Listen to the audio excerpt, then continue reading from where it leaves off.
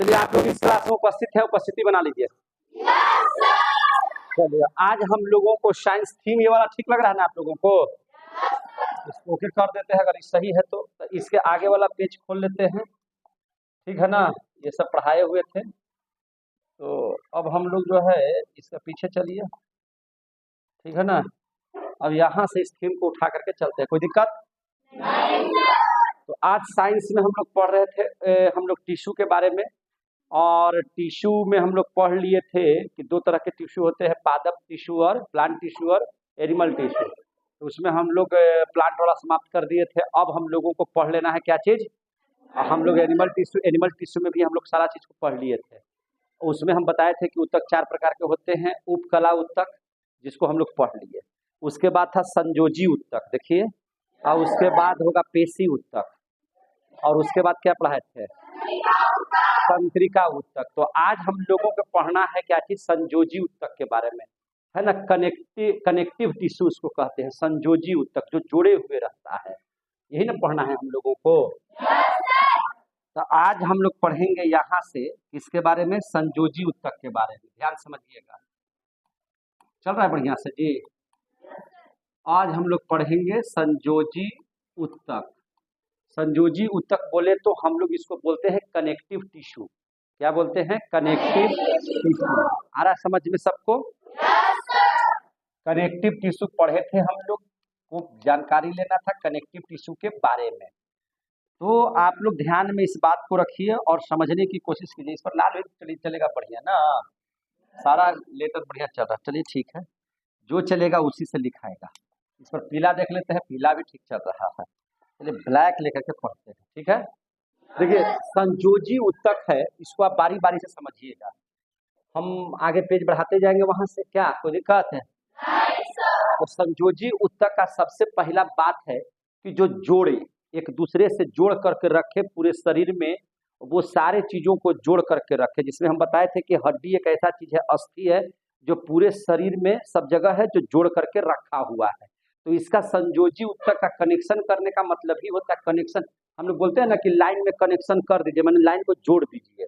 तार में कनेक्शन कीजिए, तार को जोड़ दीजिए। पंखा में कनेक्शन है कि पंखा को जोड़ दीजिए। कनेक्शन का मतलब ये होता है जोड़ना। संयोजी को अंग्रेजी में हम लोग क्या कहते हैं, कनेक्टिव, और उत्तक को कहते हैं टिश्यू। तो कनेक्टिव टिश्यू का काम ही है क्या चीज करने का लिए, जोड़ने के लिए। क्या चीज करना है इसका काम, जोड़ने का काम है। ये काम करते हैं कि थोड़ा सा, अच्छा ठीक है, इसका काम है क्या चीज करने का, जोड़ने का। कोई दिक्कत मेरे भाई? तो कनेक्टिव टिश्यू का काम ही है जोड़ना। तो इसका सबसे पहला काम क्या हो गया, यह जोड़ने का काम करता है। अब देखिए इसमें जो अंतर कोशिकीय स्थान होते हैं, जैसे कोशिकाओं के बीच में जो स्थान होता है, वो स्थान में कुछ खाली जगह पाए जाते हैं, ठीक है ना। एक मिनट जरा सा देख लीजिएगा इसको। और यहाँ पे इनके जो यहाँ पे होते हैं कोशिकीय स्थान, अंतर कोशिकीय स्थान, उनके बीच में एक खाली जगह होता है। देखिए यहाँ पे खाली जगह है, ठीक है ना। तो अंतर कोशिकीय स्थान होता है। संयोजी उत्तक क्या होता है, इसमें अंतर कोशिकीय स्थान होता है। जबकि उपकला उत्तक पढ़े थे, अंतर कोशिकीय स्थान पाया जाता है, कर देते हैं, पाया जाता है लिख देते हैं, कोई दिक्कत है? जबकि आप पढ़े थे उपकला उत्तक में, तो जिसमें ये सब आपस में क्या थे, सटे सटे थे, जिसकी वजह से इसमें कोई अंतर कोशिकीय स्थान नहीं था। लेकिन आप इस बात को याद रखिएगा कि संयोजी उत्तक में आपका ये स्थान पाया जाएगा, अंतर कोशिकीय स्थान पाया जाता है। कोई दिक्कत है? अब देखिए होता क्या है कि इस अंतर कोशिकीय स्थान में जो चीज पाया जाता है, यहाँ पर जो खाली जगह है, कुछ ना कुछ इसमें पाया जाएगा, ठीक है ना। तो जो वहां पे पाया जाता है पदार्थ, उसको कहते हैं मैट्रिक्स। क्या कहते हैं, मैट्रिक्स। उसका नाम क्या है, मैट्रिक्स। इसमें एक पदार्थ पाया जाता है, उस पदार्थ को हम लोग क्या कहते हैं, मैट्रिक्स। और मैट्रिक्स ठोस भी हो सकता है ना, द्रव्य भी हो सकता है, ठोस भी हो सकता है, द्रव्य भी हो सकता है, और गैस भी हो सकता है, ठीक है ना। ये द्रव्य भी हो सकता है और गैस होता है। ज्यादा मात्रा में यह द्रव्य में मिलेगा, और उसके बाद ठोस में मिलेगा, और तब कुछ मात्रा में गैसीय ये हो सकता है। ठीक है, यहाँ तक का बात समझ में आ रहा है आप लोगों को? एक चीज और बताए थे संयोजी उत्तक के बारे में कि इसके जो कोशिका होते हैं ये लंबे होते हैं। कैसे होते हैं? लंबा होते हैं। कैसे होते हैं? लंबा। इनके कोशिका कैसे होते हैं? लंबा। इनका कोशिका कैसा होता है मेरे भाई? तो लंबा। तो इसको अगर लंबा लिख दे तो कोई दिक्कत है? कैसा होता है? लंबा होता है। अब सबसे बड़ी बात है कि यह माने संयोजी उत्तक हमारे शरीर के कहाँ कहाँ पाए जाते हैं, ये भी देखना जरूरी होगा। संयोजी उत्तक का मतलब जो पूरा का पूरा शरीर को जोड़ करके रखे। जैसे आपका अस्थि जोड़ने का काम करता है, ब्लड जोड़ने का काम करता है कि नहीं? और ये जितने भी जोड़ने वाले काम करते हैं माने सब जगह पाए जाते हैं, उन्हीं को क्या कहते हैं? संयोजी उत्तक कहते हैं। अब ये माने वही बात हम कर रहे हैं कि यह पाए कहाँ कहाँ जाते हैं, तो इसको ध्यान से समझ लिया जाए तो कोई दिक्कत है। तो पाया जाता है कहाँ कहाँ पाया जाता है? तो देखिए यह पाया जाता है अंगों के बीच खाली स्थान में। जैसे मान के चलिए कि यहाँ लीवर है, लीवर के बाद इधर खाली जगह है ना, इधर खाली जगह है, तो इन वही जगह में पाए जाते हैं जहाँ पे है ना आपके अंग के बीच में जो खाली स्थान होते हैं वहां पे पाए जाते हैं। तो अंगों के है ना, अंगों के खाली जगह, अंगों के खाली स्थानों पर पाए जाते हैं, खाली स्थानों पर पाए जाते हैं। कोई दिक्कत भाई? ये पाए जाते हैं कहाँ? खाली जगहों में। कहाँ पे? खाली जगहों में। क्योंकि शरीर का हर पार्ट है ना खाली नहीं होना चाहिए, कहीं ना कहीं मांस हो, कहीं ना कहीं हड्डी हो, ब्लड हो। तो जहाँ जैसे मान लीजिए कि 2 अंग, फेफड़ा है और हार्ट है, उसके बीच में जो है सब ब्लड वगैरह सारा चीज मांस वगैरह भरा रहता है कि नहीं भरा रहता है? तो जहाँ जहाँ खाली जगहों को भरने वाला चीज जो भी उत्तक है वो सब सारे उत्तक क्या कहलाएंगे? संयोजी उत्तक। क्या कहलाएंगे? संयोजी। जो वैसा उत्तक जो हमारे अंगों के बीच में खाली जगहों में पाए जाते हैं वो किस चीज से बने हुए हैं? तो संयोजी उत्तक के बने हुए हैं। क्लियर हो गया? जैसे सब जगह ब्लड भरा हुआ है तो ब्लड संयोजी उत्तक है ना, हड्डी भरा हुआ है तो क्या है? अस्थि क्या है? संयोजी उत्तक है। तो ये सब क्या है? संयोजी उत्तक है। तो संयोजी उत्तक में हम लोग पढ़ेंगे तो ये सब पाए जाते हैं। जैसे अस्थि मज्जा हो गया, कहाँ कहाँ पाया जाता है? अस्थि मज्जा में। अस्थि मज्जा तो आपको पढ़े किए हैं। हड्डी के बीच का भाग जो है, जो खाली जगह होता है नीचे का, है कि नहीं? जैसे हड्डी के अंदर में जो खोखला भाग होता है, बोन मेरो जिसको कहते हैं, वह क्या है? वह खाली स्थान है। तो वहां पे जो चीज पाया जाएगा वह मेरा संयोजी उत्तक होगा। तो अस्थीय मज्जा में ना ब्लड बनता है, तो जिसमें ब्लड है तो ब्लड क्या हो गया? आपका संयोजी उत्तक की श्रेणी में आ गया। कोई दिक्कत है? अब देखिए तंत्रिका तंत्र के चारों ओर, जितना भी तंत्रिका तंत्र है उसके चारों ओर जितने भी जगह हैं तो वो सब क्या हैं? सब में संयोजी उत्तक से बना हुआ है। तो तंत्रिका तंत्र के, इसको लिख देते हैं, तंत्रिका तंत्र के चारों तरफ, तंत्रिका तंत्र के चारों तरफ ये पाए जाते हैं। कोई दिक्कत है? अब संयोजी उत्तक 2 तरह से हम लोग पढ़ेंगे। एक हम लोग पढ़ेंगे कार्य के आधार पर और एक पढ़ेंगे सघनता के आधार पर कि संयोजी उत्तक क्या होते हैं या कितने प्रकार के होते हैं। ये दोनों बातों को पढ़ने की कोशिश हम लोग करेंगे। ठीक है? तो अभी सबसे पहला हम जो पढ़ाई करेंगे, अभी आप पढ़िए कि संयोजी उत्तक के प्रकार सघनता के आधार पर। किसके आधार पर? सघनता के आधार पर। कोई दिक्कत है? अब हम टॉपिक का नाम दे देते हैं कि सघनता के आधार पर। दिखाई दे रहा है आप लोगों को? सघनता के आधार पर संयोजी उत्तक जरा सा पढ़ने की कोशिश करते हैं। सघनता के आधार पर संयोजी उत्तक पढ़ लेते हैं। कोई दिक्कत है? और फिर एक बार कार्य के आधार पर मैंने हम लोग इसको पढ़ लेंगे संयोजी उत्तक के बारे में। ठीक है? कोई दिक्कत है तो बोलिएगा आप लोग। तो देखिए सघनता के आधार पर संयोजी उत्तक कितने प्रकार के होते हैं, तो हम आपको बताएंगे 3 प्रकार के। कितना प्रकार के? 3 प्रकार के। समझिएगा जरा सा, किसके आधार पर हम बोल रहे हैं? सघनता के आधार पर। किसके आधार पर? सघनता। क्योंकि सघनता के मतलब कि सब जगह तो भैया मांस है तो क्या है, ब्लड है तो अस्थि है, सब जगह तो भरा हुआ है। तो सभी जगहों में भरा हुआ है तो एकदम सघन रूप से ही भरा हुआ है कि नहीं भरा हुआ है? तो उसके उसके आधार पर पढ़ना जरूरी है कि नहीं है जरूरी? तो सघनता के आधार पर हम लोग यहाँ पे देखते हैं तो आपको नजर आता है कि सबसे पहला जो इसका संयोजी उत्तक का प्रकार होगा लचीली संयोजी उत्तक। कैसा?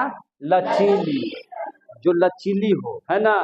उसके बाद आप पढ़िएगा तो एक खुद हो जाएगा सघन, एक क्या हो जाएगा? सघन। और एक जो हम लोग और पढ़ लेंगे उसको हम लोग कहते हैं विशिष्टीयकृत। क्या पढ़ते हैं? विशिष्टीयकृत। विशिष्टीयकृत संयोजी उत्तक। तो तीनों तरह से हम लोग बारी बारी से पढ़ने की कोशिश करते हैं, कोई दिक्कत है? जब हम लोग पढ़ेंगे लचीली में जब आएंगे तो लचीली में भी जो संयोजी उत्तक होते हैं उनके प्रकार को सबसे पहले ध्यान में रखेंगे। अब इनके प्रकार को जरा सा देखने की कोशिश कीजिए आप लोग। तो इनका प्रकार जब देखिएगा तब इसको समझने की कोशिश कीजिए। देखिए सबसे पहला लचीली जो होता है संयोजी उत्तक, उसके भी कई प्रकार हैं। जैसे देखिए सबसे पहला इसमें आएगा, एक प्रकार है एरियोलर उत्तक। एरियोलर उत्तक, एरियोलर संयोजी उत्तक इसको पढ़ेंगे। क्लियर हो गया? एक जब हम पढ़ेंगे तो देखिएगा एक जो है इसको हम लोग कहते हैं एडिपोज उत्तक। क्या नाम है इसका? एडिपोज उत्तक। एडिपोज उत्तक को ही हम लोग कहते हैं, एडिपोज उत्तक को ही कहते हैं वसा उत्तक। कौन सा उत्तक? वसा उत्तक। इसी को कहा जाता है चर्बी उत्तक। क्या कहा जाता है? चर्बी, है ना। मोटापा उत्तक, है ना। चर्बी उत्तक, वसा उत्तक, या इसी को कहते हैं एडिपोज उत्तक। और इसी में एक और उत्तक पाया जाता है जिसको हम लोग कहते हैं, है ना, इसको हम लोग कहते हैं फाइबर तंत्र, फाइबर उत्तक। कौन सा उत्तक? फाइबर उत्तक। क्या पढ़ेंगे इसको? फाइबर उत्तक। तो अब आप बताइए हमको लचीली में कितने तरह के उत्तक आप लोगों ने पढ़ा? तीन तरह के। एक पढ़ना है आपको एरियोलर उत्तक के बारे में, एक पढ़ना है, पहला इसको कर लेते हैं, इसको पहला कर, पहला, ये दूसरा, ये हो गया तीसरा। पहला हो गया एरियोलर उत्तक, दूसरा हो गया आपका एडिपोज उत्तक या वसा उत्तक, और तीसरा हो गया फाइबर उत्तक। तो सबसे पहला और मजेदार हम लोग पढ़ लेते हैं एरियोलर उत्तक के बारे में। ये सब समझ में आ रहा है सब कोई? हम लोग पढ़ रहे हैं संयोजी उत्तक। संयोजी उत्तक के तौर पर अस्थि, ब्लड, यही सब ना होता है जी। और उस सब में पूरा पढ़ रहे हैं बारीकी के साथ। तो सबसे पहला हम लोग अध्ययन करेंगे सघनता के आधार पर, है ना। संयोजी उत्तक तीन तरह के होते हैं, एक होता है लचीली, दूसरा होता है आपका, है ना, यहाँ पे सघन, तीसरा होता है विशिष्टीयकृत। कोई दिक्कत है? जब हम लोग लचीली संयोजी उत्तक में आ रहे हैं तो हो गया एरियोलर लचीली संयोजी उत्तक, दूसरा हो गया एडिपोज लचीली संयोजी उत्तक, और तीसरा हो गया फाइबर लचीली संयोजी उत्तक। इसको हम लोग वास्तविक उत्तक भी बोलते हैं। क्या बोलते हैं? वास्तविक उत्तक, है कि नहीं? इसको हम लोग वास्तविक संयोजी उत्तक भी बोलते हैं। कोई दिक्कत है? जब हम कार्य के आधार पर पढ़ेंगे तो कार्य के आधार पर भी उत्तक तीन प्रकार का होता है। कितना प्रकार का? तीन प्रकार का। एक होता है वास्तविक, क्या होता है? वास्तविक संयोजी उत्तक। एक होता है कंकालीय संयोजी उत्तक, और एक होता है आपका तरल संयोजी उत्तक। समझे कि नहीं? तो जब हम वास्तविक वहां पढ़ाएंगे ना तो वास्तविक जो पढ़ेंगे वही आपको सघनता में पढ़ लेना है, एरियोलर, एडिपोज और फाइबर। यहाँ पढ़िए चाहे वहां पढ़िए, तो हम ये पढ़ा देते हैं। कोई दिक्कत है? तो सबसे पहला हम अध्ययन करेंगे अब किसके बारे में? एरियोलर उत्तक के बारे में। किसके बारे में? एरियोलर उत्तक के बारे में। तब यहां से देखिए एरियोलर उत्तक भी दो तरह के। कितना तरह के? दो तरह के। और ये दोनों तंतु ही बनाते हैं। एरियोलर उत्तक क्या करते हैं? तंतु का ही निर्माण करते हैं। देखिए ध्यान से, ये भी तंतु बनाएगा, ये भी तंतु बनाएगा, लेकिन तंतु रेशे, फाइबर जिसको हम लोग कहते हैं, तंतु का मतलब हो गया कि ये बनाएगा आपको व्हाइट कलर का। ये कैसा कलर का बनाएगा? व्हाइट। हम इसको व्हाइट से भी सिंगल दे देते हैं। हाँ, ये कैसा बनाएगा मेरे भाई? व्हाइट कलर का। ये कैसा बनाएगा? व्हाइट कलर का। ये जो बनाएगा, ये बनाएगा आपको पीला कलर का। किस कलर का? पीला। इसको हम लोग येलो कलर का लिख देते हैं। कलर में एक बनाएगा व्हाइट और एक बनाएगा येलो। क्लियर हो गया? तो याद रखिएगा, एरियोलर उत्तक माने एरियोलर उत्तक दो तरह के, एक व्हाइट तंतु और एक येलो तंतु। कोई दिक्कत है ना? ये व्हाइट की वजह क्या है? व्हाइट की वजह क्या है या येलो होने की वजह क्या है? तो इसमें एक प्रोटीन पाया जाता है, या है ना, जिसको हम लोग क्या मैंने जिस प्रोटीन से बनता है उस प्रोटीन की वजह से यह व्हाइट हो जाता है, यह येलो हो जाता है। तो भैया आखिर कौन कौन से प्रोटीन है कि ये व्हाइट हो गया, ये येलो हो गया, जानना जरूरी है कि नहीं जरूरी है? देखिए, कोलेजन नामक प्रोटीन की वजह से यह व्हाइट हो जाता है। किसकी वजह से? कोलेजन नामक प्रोटीन की वजह से। एरियोलर उत्तक जो दो तरह के कलर लेकर के आते हैं, एक व्हाइट का एक येलो का।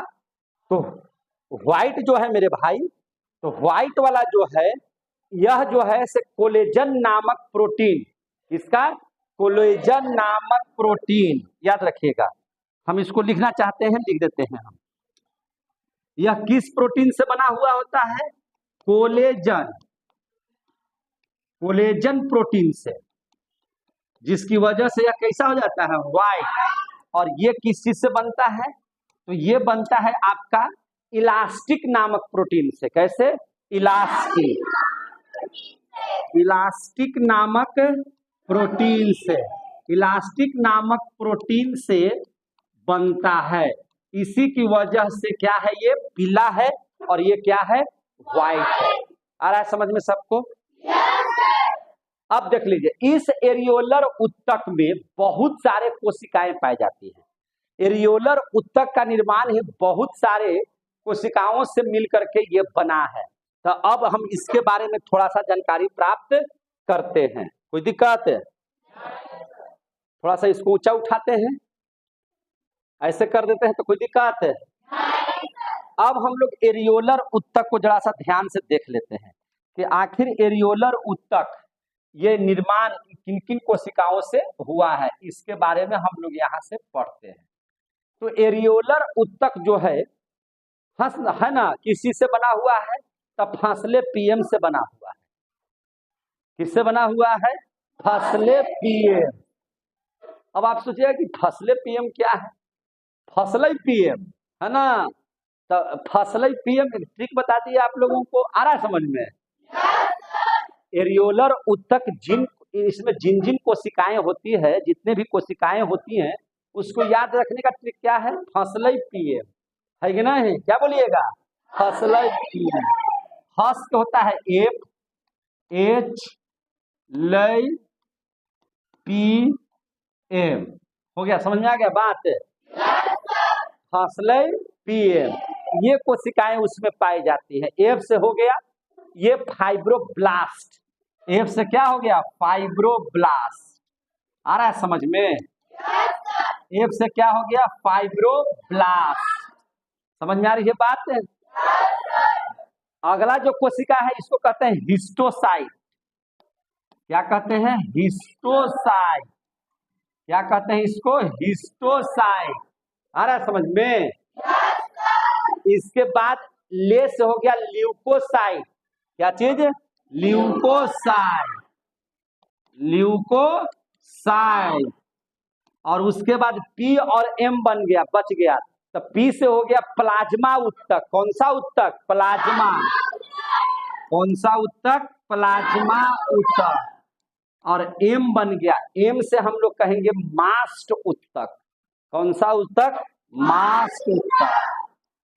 यानी कि ये जो एरियोलर उत्तक हैं, ये इस तरह के उत्तक या कोशिका से मिलकर के बने हैं। ये इतने प्रकार की कोशिकाओं से मिलकर के बनते हैं।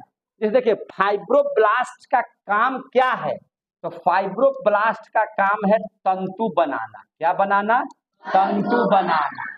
इसका काम ही है क्या करना, तंतु बनाता है, रेशे बनाता है ना, फाइबर का निर्माण करता है कि नहीं। जो कोलेजन और इलास्टिक नामक प्रोटीन से व्हाइट और येलो बनते हैं, वो काम है किसका बनाना, फाइब्रोब्लास्ट का बनाना काम है। अब देखिए हमारे शरीर में है ना हिस्टोसाइट का क्या काम है, तो हिस्टोसाइट जो होता है वह हमारे शरीर में वैसे जीवाणु या वैसे विषाणु जो हमारे लिए इंपॉर्टेंट नहीं है उनको ही भक्षण करता है, उनको नष्ट कर देता है।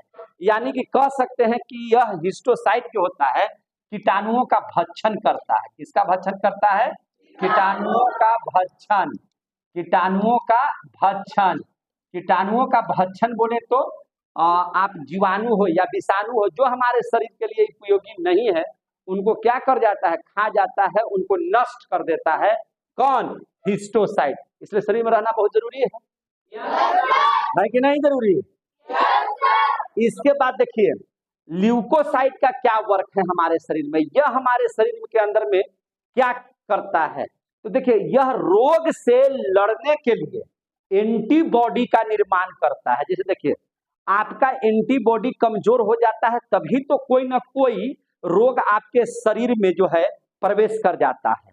वहां पे एंटीबॉडी यानी कि प्रतिजैविकता जो होती है, अगर हमारे शरीर के अंदर में प्रतिजैविक क्षमता नहीं रहेगी किसी भी कीटाणुओं से जीवाणुओं से लड़ने की, तो बाहरी जो कीटाणु या विषाणु हैं वो क्या करेंगे, आक्रमण कर देंगे। आक्रमण करेंगे तो वह हावी हो जाएगा, आपको बुखार नहीं छूटेगा। तो एंटीबॉडी आपके शरीर में मजबूत होना चाहिए ताकि आपका शरीर रोगों से लड़े। और ऐसा करने के लिए कौन सा कोशिका या कौन सा उत्तक जिम्मेवार है, तो ल्यूकोसाइट। यह क्या करता है, रोगों से लड़ने के लिए एंटीबॉडी बनाता है। तो इसको लिख देते हैं, रोगों से लड़ने के लिए, क्या करने के लिए, लड़ने के लिए क्या बनाता है, एंटीबॉडी का निर्माण करता है। एंटीबॉडी बनाता है या निर्माण करता है, कोई दिक्कत है? यहाँ तक बात समझ में आ गया सबको कि कोई दिक्कत है? और प्लाज्मा उत्तक क्या करता है, तो प्लाज्मा उत्तक का भी यही काम है, एंटीबॉडी बनाना। क्या बनाना, एंटीबॉडी बनाना, इसका भी वही काम है। एंटीबॉडी आपके शरीर में एकदम प्रतिजैविक क्षमता मजबूत होना चाहिए ताकि वह बाहरी कीटाणुओं से, बाहरी रोगों से आपको सुरक्षित रखे। क्लियर हो गया? अब रहता है मास्ट उत्तक, इसको जरा सा समझ लीजिए। मास्ट उत्तक जो होता है यह, इसका निर्माण 3 तरह के चीजों से होता है। देखिए ध्यान से, हम लोग क्या पढ़ रहे हैं, मास्ट उत्तक। तो मास्ट उत्तक में इसका हम लोग 3 चीज के बारे में देखेंगे कि मास्ट उत्तक 3 प्रकार के होते हैं। पहला जो प्रकार है उसका नाम है हिस्टामिन। क्या नाम है, हिस्टामिन। दूसरा जो नाम है उसका नाम है आपको हिपेरिन। क्या नाम है, हिपेरिन। और तीसरा जो है, तीसरा का नाम है ना सेरोटोनिन। क्या नाम है, सेरोटोनिन, सेरोटोनिन, सेरोटोनिन, टोनिन, है ना। क्या नाम है इसका, सेरोटोनिन, है ना, सेरोटोनिन। अब देखिए इसका हिस्टामिन, हिस्टामिन क्या करता है, देखिए हिस्टामिन के बारे में समझ लीजिए।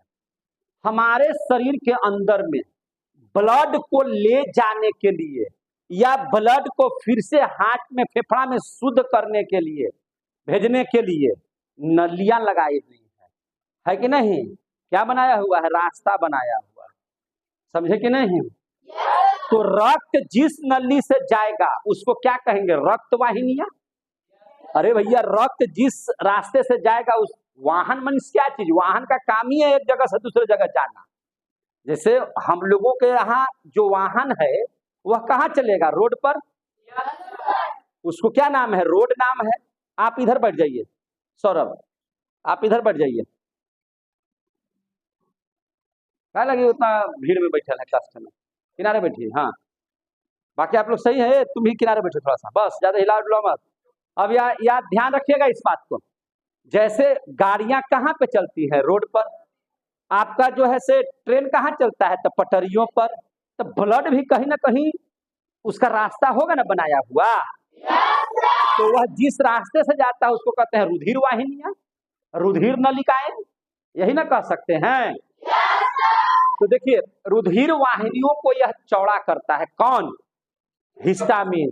क्या करता है, रुधिर वाहिनियों को चौड़ा करता है। देखिए ध्यान से, रुधिर वाहिनियों को क्या करता है, चौड़ा करता है। ये क्या करता है, चौड़ा करता है। क्लियर हो गया। रुधिर वाहिनियों को चौड़ा करता है मतलब जहां से ब्लड जिस नलिका से जाता है उसको थोड़ा थोड़ा फैला देता है ताकि आसानी से ब्लड आपके शरीर के हर हिस्सा में पहुंच जाए या आसानी से ब्लड आ जाए। क्लियर हो गया। अब देखिए दूसरा हिपेरिन।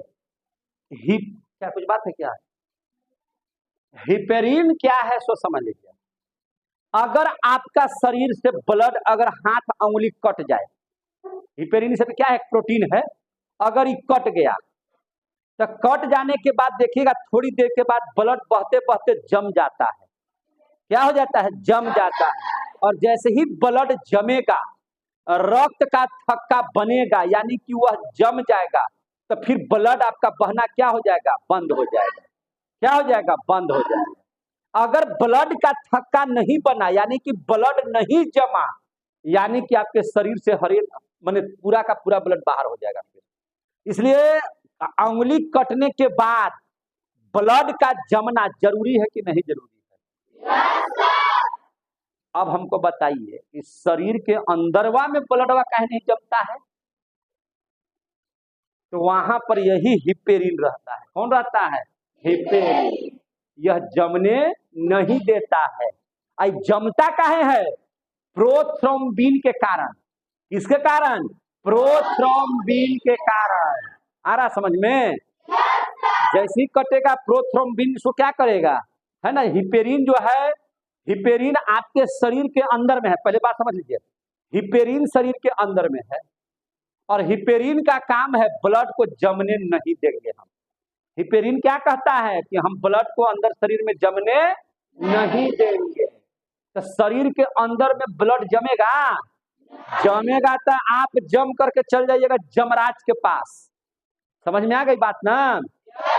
हम लोगों के शरीर में ब्लड दौड़ते रहता है, 120 के स्पीड से निकलता है और 80 के स्पीड से क्या होता है, यह कहां से निकलता है, महाधमनी से। महाधमनी किससे जुड़ा हुआ रहता है, हार्ट से। कहां से, हार्ट से। और वह 120 के स्पीड से जाता है। और उसी हार्ट में आता कैसे है, शुद्ध होने के लिए, जहां से फुफ्फुस धमनी से फेफड़ा में रक्त पहुंचता है 80 के स्पीड से। समझे कि नहीं।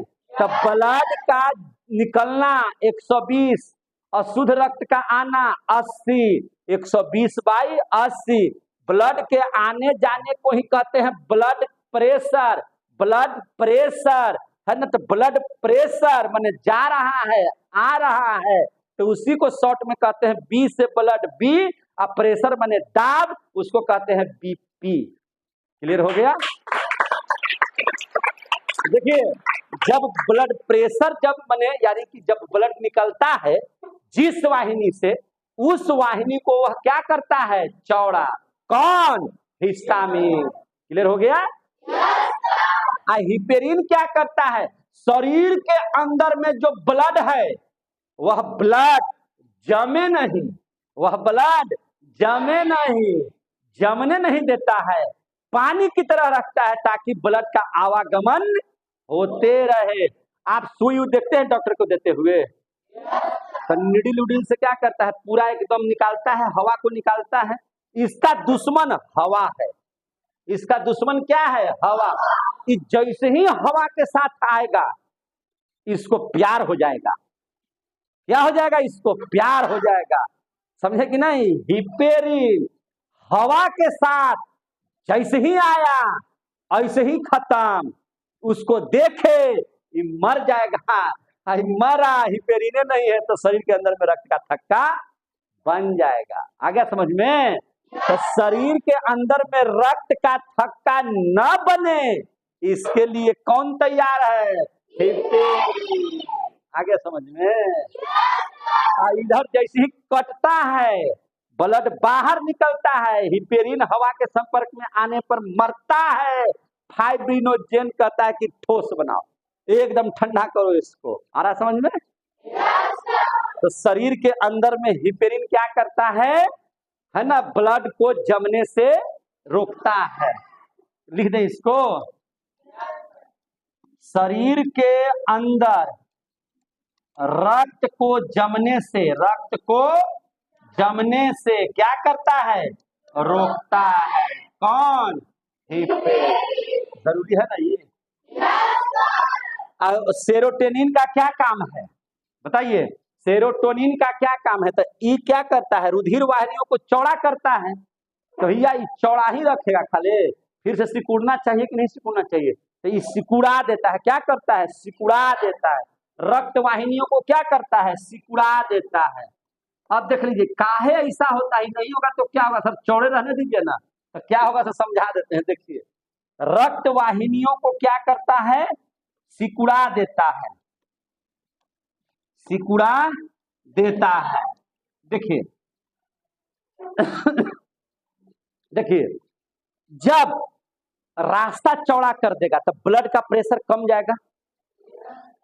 अरे भैया हमको बताइए, एक पतला नली में जैसे मोटर चल रहा है, तो मोटर चल रहा है तो पानी की धारा एकदम है ना 1 इंची की पाइप में बढ़िया से ऊपर की ओर जा रहा है।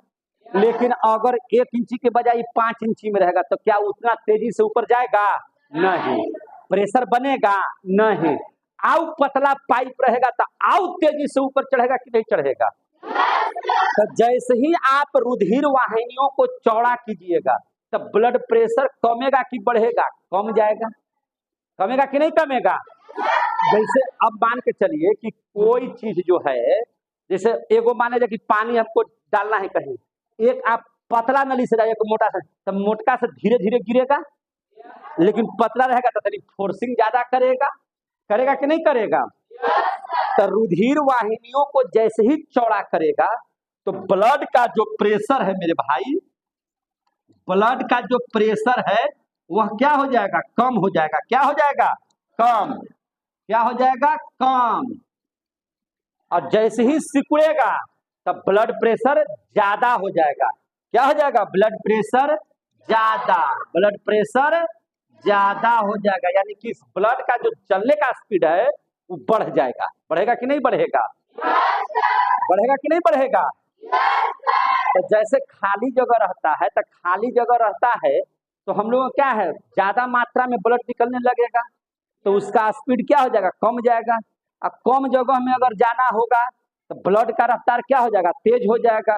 तो देखिए हिस्टामिन की वजह से ब्लड प्रेशर कमता है और सेरोटोनिन की वजह से ब्लड प्रेशर ज्यादा हो जाता है। समझ में आ गई बात है? तो शरीर में अगर ब्लड प्रेशर बढ़ा मतलब सेरोटोनिन जो है से अपना काम कर रहा है, और हिस्टामिन अगर बढ़ा यानी कि ब्लड प्रेशर कमा देगा। ये क्लियर हो गया ना? तो यहाँ तक की बात आप लोग कितने बच्चों को समझ में आ गया? क्लियर हो गया बढ़िया से? तो अब हम पेज बदल दें तो आपका एरियोलर उत्तक यहीं पर समाप्त। समझ में आ गया बात है? अब आप पढ़ लेते हैं एडिपोज उत्तक। किसके बारे में? एडिपोज उत्तक। अहिजे पढ़ा दे क्या एडिपोज उत्तक? पेज बदल दे? बदल देते हैं, आराम से पढ़ लेते हैं। अब हम लोग देखते हैं किसके बारे में? एडिपोज उत्तक के बारे में। किसके बारे में? एडिपोज उत्तक। देखिए ध्यान से, एडिपोज उत्तक किसके बारे में पढ़ लेते हैं? एडिपोज उत्तक के बारे में। इसी को कहते हैं वसा उत्तक। वसा उत्तक है ना, या इसी को कहते हैं चर्बी उत्तक। और चर्बी को क्या कहते हैं? इसी को ना कहते हैं फैट। वसा को ही ना कहते हैं फैट। फैट सबसे ज्यादा कहाँ जमा हो जाता है? पेट में। पेट में भीगने लगेगा, हड़िया जैसा पेट में होने लगता है धीरे धीरे। एक देखिएगा इतना पेट निकल रहा है, गंजी कर देगा ऊपर और पेट वाला खावी चलेगा। है ना, पेट के नीचे कमर चल जाएगा तो लोग ये नहीं रहा है कोने पेंटवा का बेल्टवा से। समझ में आ रहा है कि नहीं? उसको क्या कहते हैं? वसा उत्तक। तो वसा कैसे जमता है? फैट की वजह से, मोटापा की वजह से, है कि नहीं? बात समझ में आ रही है सबको? लेकिन देखिए ये जरूरी भी है, ये क्या है? जरूरी भी है। काहे जरूरी है से समझ लीजिए। देखिए काहे जरूरी है सो समझ लीजिए। देखिए बाबू, मोटा आदमी अच्छा कि पतला आदमी अच्छा? मोटा ज्यादा अच्छा। काहे? ज्यादा मोटा भी ठीक नहीं है। अब मोटा गैंडा स्वामी बन जाइएगा तो ये अच्छा बात है? हाथी बन जाइएगा तो अच्छा बात है? ढेर के मम्मी रहते हैं मोटे मोटे, किनका किनका मम्मी इसमें मोटे मोटे हैं? अच्छा दुबला पतला इसमें कितना का मम्मी है? दुबला पतला एकदम अब बढ़िया किनके किनके यहाँ है? हाँ देखिए सभी बढ़िया है, ठीक है, बहुत अच्छा। बढ़िया में सब नाम लिखा है, न दुबला में नाम लिखवाया और न जो है सब मोटा में। हम किसी के यहाँ नहीं जा रहे हैं चेक करने कि किनकी मम्मी कैसी है। आपकी मम्मी आपको प्यारी है कि नहीं? और मेरी मम्मी भी मुझे प्यारी है। माँ बहुत जरूरी है कि नहीं? देखिए आप बच्चा हैं अभी, फिर किसी बच्चे का बाप हो जाइएगा, और फिर वही बच्चा किसी बच्चे का बाप हो जाए। ऐसे ही तो संसार चलता है। बोलिए। तो ये सब ध्यान में रखिए।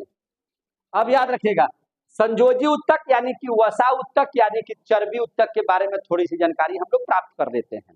देखिए इसका सबसे बड़े, आप मोटा आदमी को, जैसे जिसका पेट बहुत निकले है उसे तो चिन फट मारिए तो पेट वापस ना बुझाएगा, मारिएगा धड़ाक से, घटाव नहीं जा रही सर, क्या ये सब कर ले। वो एक फट मार दिया कमजोर आदमी क्या हो जाएगा? भ्रष्ट हो जाएगा। हो जाएगा कि नहीं हो जाएगा? तो कुल मिला जुला करके देखना, जैसे जो आप WWE का फाइट देखें कि नहीं, कितना बच्चा देखें इसमें, पूरा जब पहलवान लड़ता है देखो कितना मोटे मोटे रहता है। पथरगन में कोई समझता है? खल्ली को देखे हैं? खल्ली को है ना, 7 फीट 1 इंची का है। कितना इंची का है? 7 फीट 1 इंच, 7.1 फीट की ऊंचाई है। 7.1 का मतलब हो गया ये जो दरवाजा देख रहे हैं इससे ऊंचा, समझेंगे ना, इससे भी ऊंचा। और उतना ही देखते हैं तगड़ा है, पूरा वसा है, जम के है। वसा की वजह से वह क्या है? मजबूत है। और वसा आपके शरीर के अंग की रक्षा भी करता है, समझे कि नहीं? तो एडिपोज उत्तक शरीर में रहता है तो क्या होता है? यह रक्षा प्रदान करता है। क्या करता है? रक्षा प्रदान करता है। यह क्या करता है? रक्षा प्रदान करता है। यह शरीर को रक्षा प्रदान करता है। साथ ही आप देखिएगा शरीर को गर्म भी रखता है। ये कैसे? देखिए जिसका फैट शरीर में रहता है ना, आप देखिएगा शरीर जब फैट बना देता है तो आपको क्या होता है? गर्मी महसूस होने लगता है। क्या होने लगता है? गर्मी। शरीर को गर्म रखता है। ये क्या करता है? फैट शरीर को गर्म रखता है, शरीर को गर्म रखता है, शरीर को गर्म रखता है। यही नहीं, अगर आपके शरीर में वसा है पर्याप्त मात्रा में तो यह शरीर के है ना चमड़े को क्या करता है? सफेद भी बनाता है। जैसे देखिए यहाँ पर देखिए कालापन आ जाएगा, लेकिन वही टाइट कर दीजिए तो देखिए तो उजला हो जाता है कि नहीं हो जाता है कि नहीं? तो फैट आने से शरीर की सुंदरता बढ़ती है। तो ये भी कर सकते हैं, शरीर की सुंदरता भी बढ़ाता है, शरीर को सुंदर भी बनाता है, सुंदर भी बनाता है। देखिए एक्चुअली क्या है, आप देखिएगा मोटी मोटी औरतों को देखिएगा ठंडा के दिनों में, है ना, ठंडा में भी कोई स्वेटर पहनने की जरूरत नहीं है ना, बंडिये पहन के काम चला लेती है सर, न चला लेती है? किसी पार्टी वगैरह में देखिए कोई स्वेटर वोटर पहन के आती है नहीं, दूबरी पतली है, हाँ ठंडा लग रहा है, करते है कि नहीं करती है? उसको ठंडा लगेगा क्योंकि उसके शरीर में चर्बी नहीं है, उसके शरीर में चमड़ा खाली है, मांस है ये नहीं है, चर्बी है ये नहीं है। चर्बी नहीं है तो एक फट दे दीजिए, तराक से उसका हड्डी कहीं टूट जाएगा। लेकिन मोटे है तो भारो सह लेगा, मारो तो फट टूट देगा। अच्छा क्या है फलनवा, अच्छा ठीक है कि नहीं? लेकिन वही अगर कमजोर आदमी को आप मार दीजिएगा, इसको मार दीजिएगा, मरी न जाएगी बेचारी, है कि नहीं? शिवमवा है लंकेश के भाई, उसको 2 फट दीजिए, कोई दिक्कत है? और कोई प्रॉब्लम होने वाला नहीं है। क्योंकि सहेगा, है कि नहीं? क्योंकि वो है, इसको मारिए ना 2 फट, कोई दिक्कत नहीं है, इसको मार दीजिए मरिए जाएगी 2 फट में। तो शरीर की ए अब एगो पूरा चेहरा है, अब वसा सब में भरल है पूरा एकदम, तो सुंदर लगेगा देखने में, एकदम गुलफुल, एकदम सेव के जैसा जैसा लगेगा। आ सूखल है, खाली हड्डिये लोग रहा इधर, इधर चमड़े खिंचा जा रहा है कि नहीं? मांस तो खिंचाना चाहिए जी। तो शरीर की सुंदरता को बढ़ाता है कौन? चर्बी। ठीक है, देखिए ध्यान से समझिए। ठंडे प्रदेश में रहने वाले जीव, ये क्या आ गया? ये कहां से आ गया? हम लोग कहाँ पढ़ा रहे थे? काहे के लिए? तो रहने देते हैं। देखिए ध्यान से, ठंडा प्रदेश में जो रहने वाले जो जीव होते हैं उनमें इस उत्तक की बहुत ज्यादा जरूरत है, क्योंकि ठंड से भी यह क्या करता है? बचाता है। यह ठंड से भी क्या करता है? बचाता है। शरीर में अगर मांस रहेगा तो ठंडा आपको कम लगेगा। समझ में आ रहा है कि नहीं आ रहा है? चर्बी रहेगा, ये सब चर्बी रहेगा तो आपको ठंडा क्या रहेगा? कम रहेगा। ये सब चर्बीए ना है जी, ये सब चर्बीए ना है, सब एडिपोजे उत्तक ना है कि नहीं? सस्यो फुलाता है तो ये फूल रहा है, क्या है? सब चर्बीए उत्तक ना है, सब एडिपोज उत्तक है। तो याद रखिएगा, ठंडे प्रदेश में रहने वाले जीवों को भी यह क्या करता है ना? गर्मी प्रदान करता है ना? यानी कि उसको क्या कर सकते हैं? उसमें ज्यादा होना चाहिए, ठीक है कि नहीं? लिख देते हैं, ठंडे प्रदेश में, है ना? ठंडे प्रदेश में रहने वाले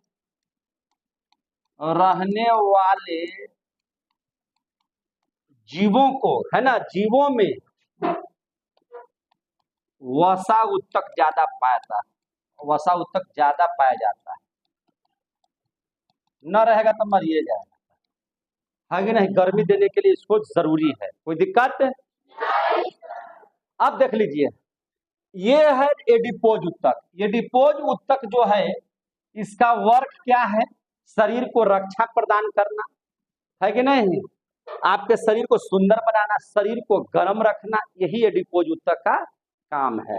अब हम लोग जरा देख लेते हैं एक और उत्तक, आपको इसमें बताए थे किसमें? लचीला में, जिसको हम लोग कहते हैं फाइबर तंतु। क्या पढ़ाए थे? फाइबर तंतु। क्या पढ़ाए थे? फाइबर तंतु। तो ध्यान से समझिएगा, फाइबर तंतु के बारे में हम पढ़ा रहे हैं। फाइबर तंतु, तो फाइबर तंतु भी 2 तरह के, भाई तंतु है, फाइबर उत्तके है। फाइबर उत्तक बोल दीजिए ना पहले इसको, तब इस तंतु का निर्माण करता है, इससे बता देते हैं। फाइबर उत्तक, ठीक है, हटना तेज नहीं यार। देखिए ध्यान से, फाइबर इसको उत्तक बोल देते हैं। क्या बोल देते हैं? उत्तक। और ये भी क्या बनाता है? तंतु। ये भी तंतु बनाता है, ये भी तंतु। ये भी उजला बनाएगा और क्या बना देगा? पीला। क्या बना देगा? पीला। आ रहा है समझ में? आपको खुद से पता है, अभी पढ़ाए हैं कि व्हाइट किसकी वजह से होता है? कोलेजन की वजह से। किसकी वजह से? कोलेजन की वजह से। अच्छा, ये जो है सब पीला काहे होता है? तो इलास्टिक की वजह से। किसकी वजह से? इलास्टिक की वजह से। अभी पढ़े हैं कि नहीं पढ़े हैं इसके पहले? जस्ट अभी पढ़े हैं ना? अभी आपको जब एरियोलर उत्तक पढ़ा रहे थे तो एरियोलर उत्तक तंतु निर्माण करता है, एक पीला एक व्हाइट। पीला इलास्टिक की वजह से, उजला है ना कोलेजन की वजह से। कोई दिक्कत? तो फाइबर उत्तक का भी यही काम है, ठीक है? अब देखिए ध्यान से, इसको ऊपर ले जाएं तो देखिए ध्यान से इसको, चलो इज्जत से चलो, हाँ इज्जत से चल रहा है। फाइबर उत्तक को क्या कर रहे हैं? इज्जत से ले जा रहे हैं।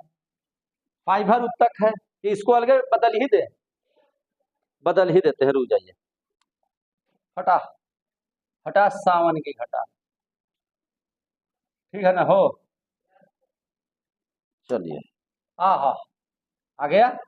चलिए पेज बदल देते हैं। अब हम लोग पढ़ लेते हैं किस उत्तक के बारे में? फाइबर उत्तक के बारे में। किसके बारे में? फाइबर उत्तक के बारे में। फाइबर उत्तक। ये भी क्या बनाता है? तंतु। क्या बनाता है? तंतु। ये भी क्या बनाता है? फाइबर है तो तंतु ना बनाएगा। ये कौन सा तंतु? तो व्हाइट, और ये येलो। ये व्हाइट किसकी वजह से हुआ? कोलेजन की वजह से। और ये कैसी की वजह से हुआ? इलास्टिक की वजह से। क्लियर हो गया मेरे भाई? किसकी वजह से हुआ? इलास्टिक की वजह से। देखिए, सबसे पहले बोलते हैं आपको, ये जो फाइबर तंतु है जो व्हाइट कलर का देखे, जो कोलेजन की वजह से होता है, तो यह जो होता है टेंडन बनाता है। क्या बनाता है? टेंडन। क्या बनाता है? टेंडन। समझे? समझे कि नहीं? इसको हम लोग क्या बोलते हैं? टेंडन बोलते हैं। क्या बोलते हैं इसको? टेंडन। इसको क्या बोलते हैं? टेंडन। और याद कीजिए, सबसे पहले ही हम आपको पढ़ाए हैं, हड्डी को अगर मांस से जोड़ा जाए, सबसे फर्स्ट में पढ़ाए थे कि हड्डी के साथ अगर मांस जुड़ा हुआ है तो हड्डी में मांस से जुड़ा होने की वजह से उसको टेंडन कहते हैं। और हड्डी माने अस्थि से जुड़े तो उसको लिंगामेंट कहते हैं। पढ़ाए हैं कि नहीं पढ़ाए हैं? पढ़ाए हैं। तो इसको टेंडन बोलते हैं। क्यों बोलते हैं टेंडन? टेंडन इसलिए बोलते हैं क्योंकि मेरे भाई, अस्थि प्लस मांस, जब अस्थि मांस से जुड़ा हुआ हो तो उस प्रक्रिया को, वैसे संयोजी उत्तक को क्या बोलते हैं? टेंडन। आ गया समझ में? आ रहा समझ में? तो याद माने, अब बताइए, आप कभी भी मुर्गा वगैरह खाए हैं? खस्सी खाए हैं? खस्सी, खस्सी हम लोग, बकरा, हम लोग जो हड्डी के साथ, कौन कौन लोग इसमें से खाए हैं बताइए? जो खस्सी वगैरह खाए हैं, मुर्गा वगैरह कौन खाता है? हाथ खड़ा कीजिए। खाते हैं आप लोग? ठीक है। तो आपको हड्डी मिलता है, उस हड्डी में साथे मांसो रहता है। क्या हड्डी के साथ मांस क्या है? जुड़ा हुआ है। उसको क्या बोलेंगे? टेंडन। क्या बोलेंगे? टेंडन। क्लियर हो गया? जब अस्थि के साथ मांस का जुड़ने ना है, यहाँ भी जब कोई चीज जुड़ेगा उसी को ना संयोजी उत्तक कहेंगे। संयोजी उत्तक जोड़ने ही को ना कहते हैं।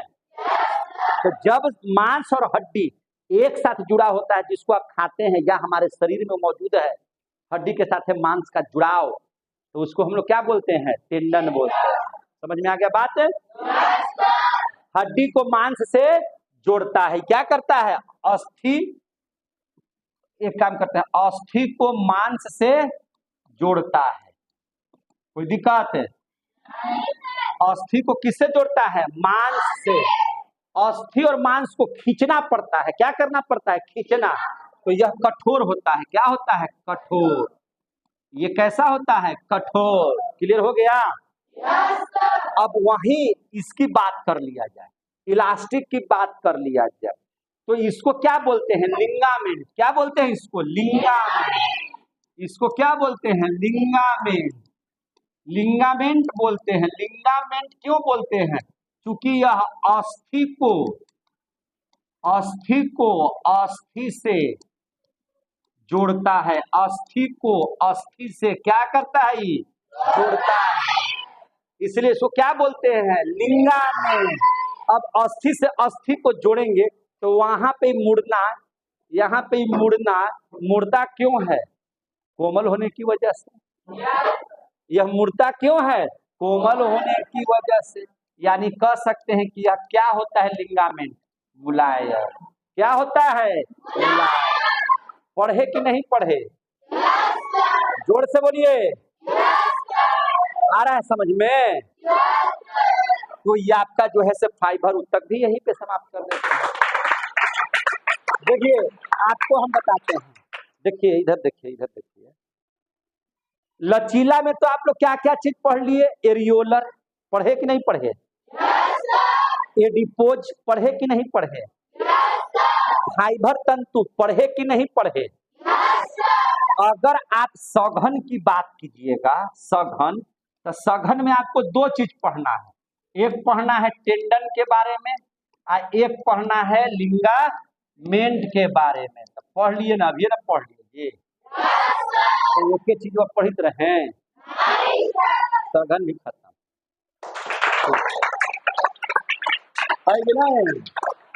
अब देखिए एक बार लिखवाए थे आपको, एगो लिखवाए थे विशिष्टीयकृत, क्या लिखवाए थे, विशिष्टीयकृत उत्तक लिखवाए थे। तो विशिष्टीयकृत उत्तक में देखिए क्या क्या चीज आता है से, विशिष्टीयकृत उत्तक में क्या क्या चीज आता है इसको जरा ध्यान से समझिएगा। इसमें दो चीज आते हैं, एक आता है अस्थि और एक आता है उपास्थि। अस्थि कड़ा होता है और उपास्थि मुलायम होता है कि नहीं। yes, दोनों को पढ़ना है हमको क्या चीज में है, कोई दिक्कत है, ये दोनों को हमको बोलबे ही करता है, दिक्कत है। दोनों को हमको पढ़ना है कंकाल उत्तक में, किसमें पढ़ना है, कंकाल उत्तक में, कोई दिक्कत है। इन दोनों को हम लोग कहाँ पढ़ेंगे, कंकालीय उत्तक में।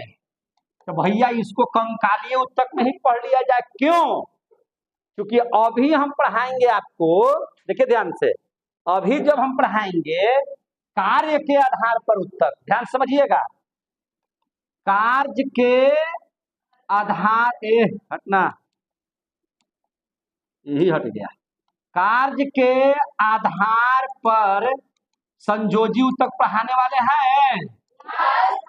तो जब पढ़ाएंगे तो कार्य के आधार पर संयोजी उत्तक दो तरह के होता है, एक होता है वास्तविक संयोजी उत्तक, समझे कि नहीं, दूसरा होता है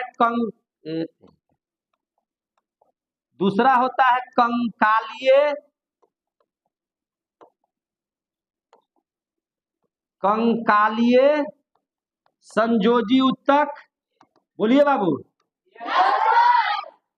और एक होता है आपका तरल संयोजी उत्तक, क्या पढ़ते हैं, तरल संयोजी उत्तक। तो यही जो पढ़ी इसको भी पढ़ लेंगे, ये वाला दोनों चीजों को कंकालीय संयोजी उत्तक में पढ़ लेंगे तब विशिष्टीयकृत उत्तक वहां पे हो जाएगा कि नहीं हो जाएगा, तो इसको उसी में पढ़ लेते हैं। आपका सघन भी और विशिष्टीयकृत भी समाप्त हो जाएगा, तो हमको कंकालीय संयोजी उत्तक पढ़ाएंगे, वास्तविक भी समझा देते हैं, तरल संयोजी उत्तक भी समझा देते हैं। तब तक हम थोड़ी सी बात कर लेते हैं, एक और उत्तक है आपका एरियोलर एडिपोज फाइबर तंतु, पढ़ लिए। उसी तरह से एक और उत्तक है जिसको हम लोग कहते हैं जालवत उत्तक, क्या कहते हैं, जालवत उत्तक। कौन सा उत्तक, जालवत उत्तक। इसके बारे में थोड़ा सा अध्ययन हम लोग कर लेते हैं। इसी को हम लोग कहते हैं रेटिकल टिश्यू, क्या बोलते हैं, रेटिकल टिश्यू, ठीक है ना, रेटिकल